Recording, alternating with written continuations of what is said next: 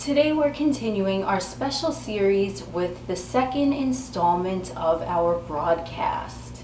If you didn't see part 1, that video will be linked below. We left off with the question, who are they? They are an energetic frequency which vibrates on the fourth dimensional plane.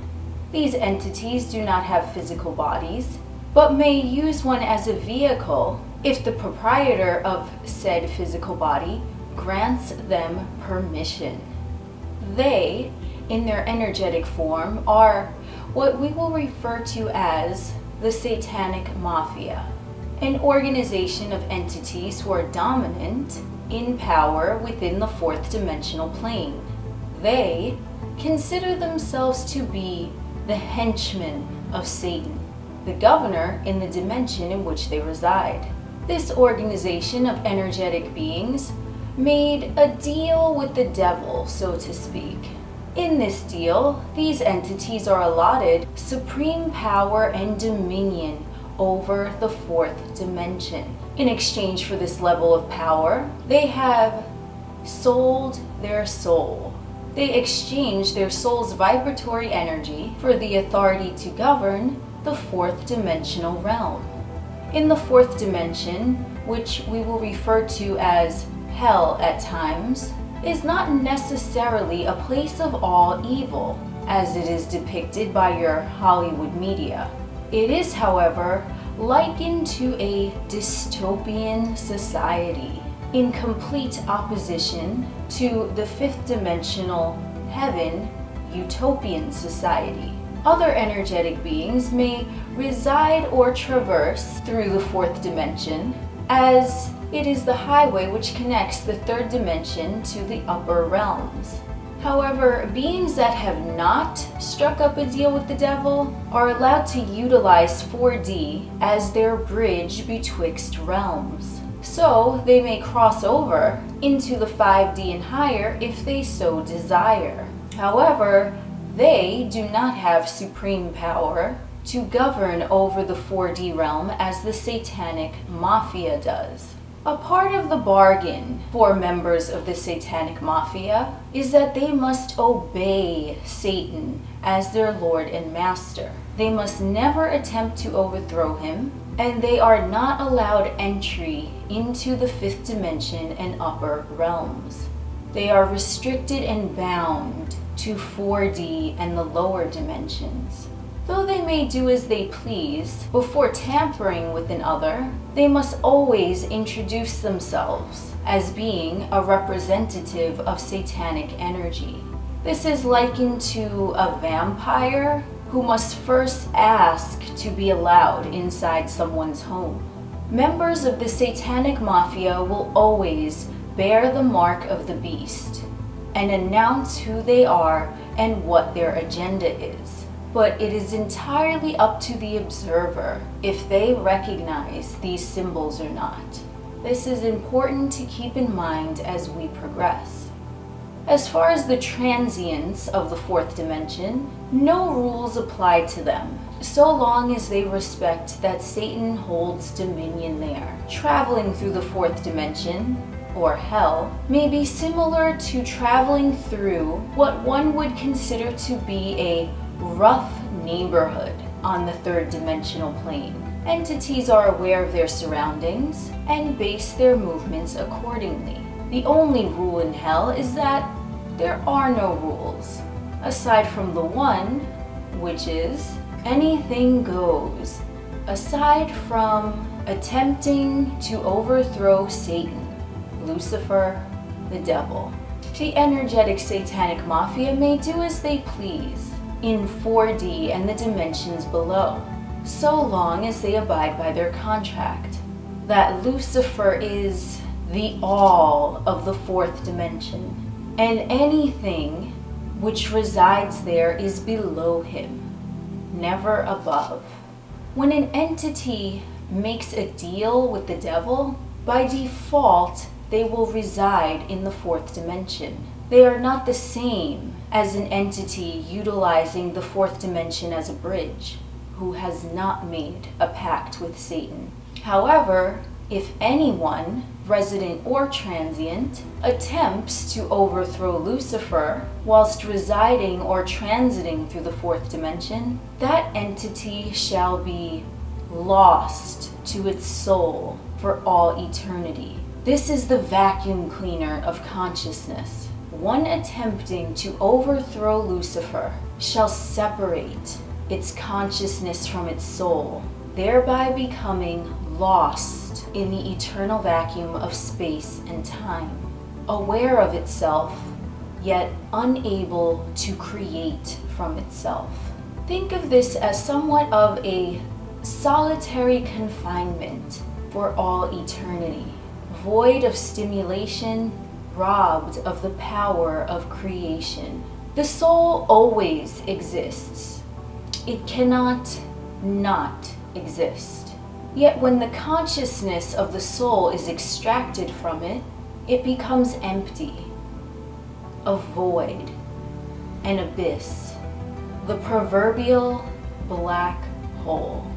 The purpose of the soul is to create, and the consciousness of the soul is what powers the soul to create creations as God, source, universe, prime creator created.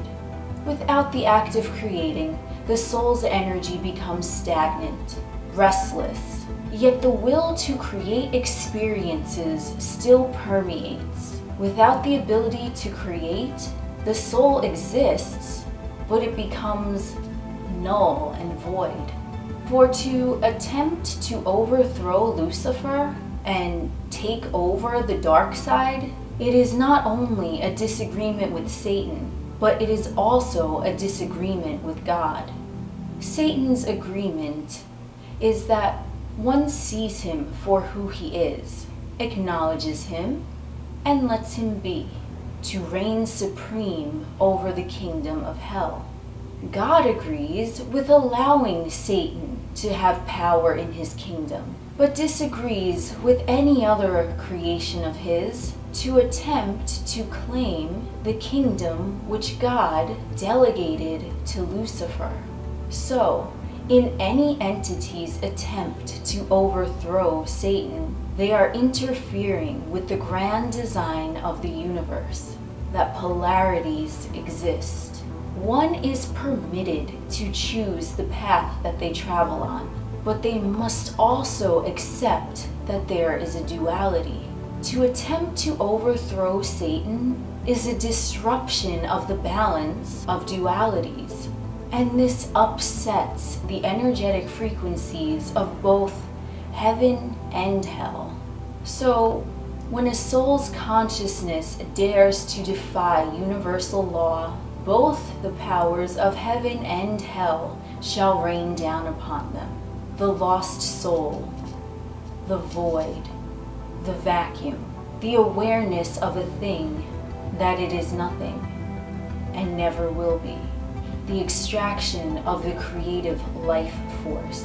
An entity would rather have the ability to create chaos than to exist in pure nothingness for all eternity. And entities, many of which thrive on creating chaos, find a home in the fourth dimensional realm. Remember, anything goes, and there are no rules. The devil does not care if one uses his name, and he cares not which name one addresses him as. His concern is of the energy put forth when calling his name. If it is fear-based, he is there. This is where the satanic mafia of the fourth dimension fit in. These energetic entities thrive off of fear, manipulation, control, rage, greed, jealousy, and all things unholy. There is a social structure within their clique, a hierarchical order, much like that of the military on the third dimensional plane. The higher-ups control the lower-ranking ones, and their main objective is to dominate over the fourth dimensional plane and the lower dimensions, all in the name of Satan. They are not authorized by Satan to do so, neither are they forbidden. They have already sold their soul. Therefore, Satan cares not what they do. He has already taken his cut. They may do as they please as long as they recognize and acknowledge Lucifer as their dominion. Lucifer, Satan, Beelzebub, the devil, cares nothing of his name being used in vain.